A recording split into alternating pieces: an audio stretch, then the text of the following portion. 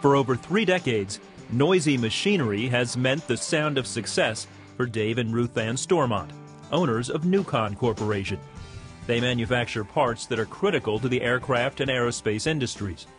But in 2001, the machines fell silent as demand for their services slowed to a crawl after 9/11. It got so bad that everything was dead. The place sounded like a morgue with no machines running. The silence was deafening. The Stormonts are faithful tithers to their church and ministries like CBN. Even in lean years, they gave because they knew they could trust God. But when they had to start laying off employees, they took a drastic step. We felt that we needed to share the pain that everybody else did. So we laid ourselves off and were laid off for a full 6 months. Despite their circumstances, the Stormonts continued giving. They stood on the promise that God would provide. I knew that business did not belong to us, it belonged to Almighty God.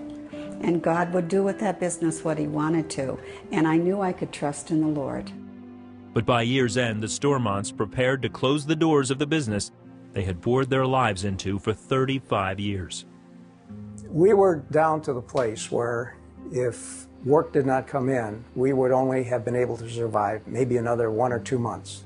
We would have had to declare bankruptcy and fold it up. Then in January of 2002, they say God answered their prayers.